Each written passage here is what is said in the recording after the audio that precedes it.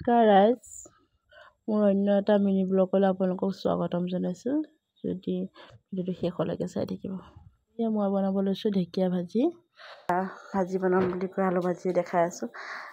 অৱশ্যে ঢেকীয়া ভাজি যেতিয়া মই বনাওঁ তেতিয়া এনেকৈ আলু ভাজিখিনি প্ৰথম আলুখিনি ভাজি লওঁ, তাৰপাছত ঢেকীয়াখিনি দিওঁ। ঢেকীয়াখিনি দি তেনেকৈ ভাজিলে বহুত সোৱাদ হয় আৰু দেখিবলৈও ভাল লাগে, খাবলৈও ভাল লাগে। চবৰে অৱশ্যে বনোৱাৰ নিয়মবোৰ বেলেগ বেলেগ, কিন্তু মই এনেকৈয়ে বনাওঁ, সেইবাবেহে দেখালোঁ আৰু যোনে নাজানে তেওঁলোকৰ বাবে চাই পেলাই বনাব পাৰিব আৰু আজিকালিতো চবেইতো জানেই আৰু এয়া ভাজিখিনি ধুনীয়াকৈ বনাই ল'লোঁ। দেখিলে ভাজিখিনি হোৱাৰ পিছত দেখিলে খাওঁ খাওঁ লাগে, বৰ ধুনীয়া হয় দেখিবলৈ। আৰু ঢেকীয়া আৰু আলুটো যেতিয়া একেলগে তেলত দিয়ে তেতিয়া ভাজিখিনি লেপথেপীয়া নিচিনা হয়। আৰু মই এনেকৈ বনোৱাৰ কাৰণে ভাজিখিনি চাই ইমান ধুনীয়া হৈছে দেখিছা, ৰেডি হৈ গ'ল।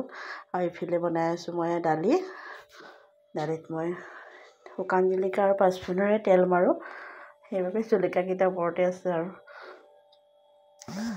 এইফালে বনাই আছোঁ মই বনালোঁ তিলৰ চাটনি। তিলৰ চাটনিটো অৱশ্যে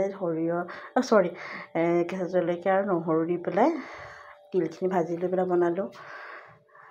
মিক্সিত বা পটাত পিচি ল'ব পাৰি। তাৰপিছত ভাজি তিলৰ চাটনি দালি হৈ গ'ল। আমাৰ এতিয়া ভাতৰ থালিখনো ৰেডি কৰোঁগৈ, ব'লক দেখাওঁ।